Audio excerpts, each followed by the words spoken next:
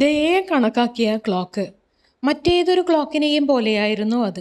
പഴയത്, മരപ്പണി, അല്പം പൊടി നിറഞ്ഞത്. നിങ്ങളുടെ മുത്തച്ഛൻ്റെ പഠനമുറിയിൽ നിങ്ങൾക്ക് കണ്ടെത്താൻ കഴിയുന്ന തരം. പക്ഷേ അതിൻ്റെ വശത്ത് ഒട്ടിച്ച കുറിപ്പിൽ വിചിത്രമായ എന്തോ പറഞ്ഞു. നീ ദയ കാണിക്കുമ്പോൾ മാത്രമേ ഈ ക്ലോക്ക് ടിക്ക് ചെയ്യൂ. രവി ചിരിച്ചു. കഴിഞ്ഞ ആഴ്ച റോഡ് മുറിച്ച് കടക്കാൻ സഹായിച്ച ഒരു വൃദ്ധയുടെ സമ്മാനമായിരുന്നു അത്. അവർ ഒരു പുഞ്ചിരിയോടെ അത് അവൻ്റെ കൈകളിൽ അമർത്തി. എടുക്കൂ, യഥാർത്ഥത്തിൽ എന്താണ് പ്രധാനമെന്ന് അത് നിങ്ങൾക്ക് കാണിച്ചു തരട്ടെ എന്ന് പറഞ്ഞു. അവൻ അതിനെക്കുറിച്ച് അധികം ചിന്തിച്ചില്ല. ഒരു ചുമരിൽ തൂക്കിയിട്ട് എന്തോ ശ്രദ്ധിക്കുന്നതുവരെ. രണ്ടാമത്തെ കൈ അനങ്ങുന്നില്ല. അവന് ഗ്ലാസ്സിൽ തട്ടി. എന്നിട്ടും അനങ്ങുന്നില്ല. അപ്പോൾ അവൻ്റെ ഇളയ സഹോദരൻ കരഞ്ഞുകൊണ്ട് ഫോൺ വിളിച്ചു.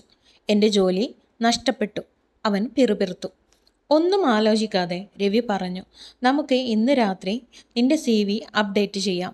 നാളെ അപേക്ഷിക്കാൻ ഞാൻ നിന്നെ സഹായിക്കാം. ടിക്ക്. അയാൾ കണ്ണു ചെമ്മി. രണ്ടാമത്തെ കൈ ചലിച്ചു. ഒരടി മാത്രം. ഒരു ചെറിയ ചലനം. വിചിത്രം.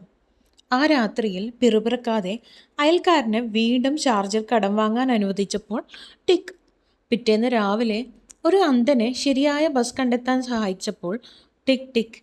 എന്നാൽ സംസാരിക്കേണ്ട ഒരു സുഹൃത്തിൽ നിന്നും സന്ദേശം അദ്ദേഹം അവഗണിച്ചപ്പോൾ നിശബ്ദത.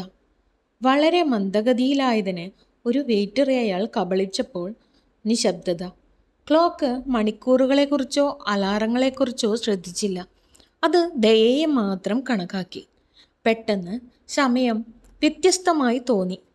അത് കടന്നു പോകുകയായിരുന്നില്ല, അത് ലാഭം നേടുകയായിരുന്നു. അയാൾ കാര്യങ്ങൾ ശ്രദ്ധിക്കാൻ തുടങ്ങി. അദ്ദേഹം വീമ്പിളക്കിയപ്പോൾ എത്രമാത്രം അത് നിശ്ചലമായി. ആദ്യം ക്ഷമ ചോദിച്ചപ്പോൾ അത് എത്ര വേഗത്തിൽ ടിക്ക് ചെയ്തു.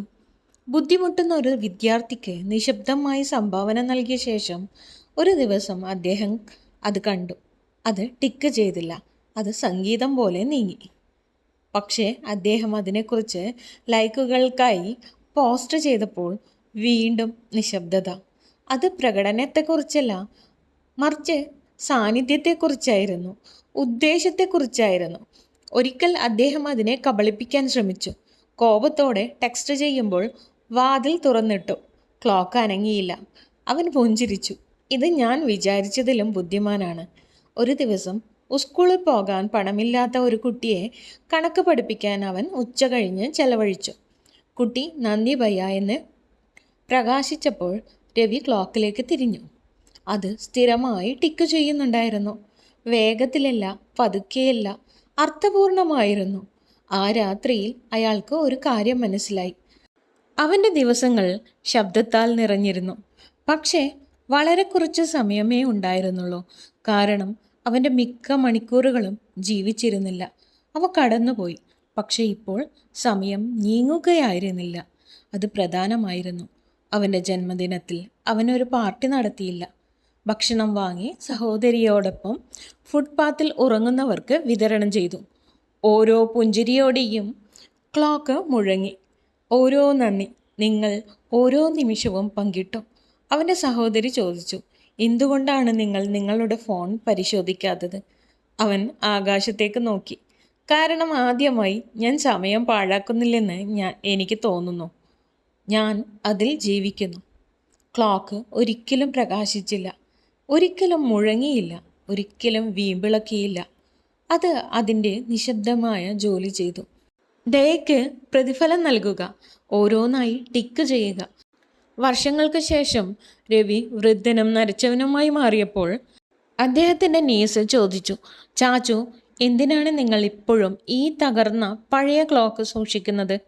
അദ്ദേഹം പുഞ്ചിരിച്ചുകൊണ്ട് പറഞ്ഞു, ഈ ക്ലോക്ക് എനിക്ക് ലോകത്തിലെ മറ്റെന്തിനേക്കാളും കൂടുതൽ സമയം തന്നു.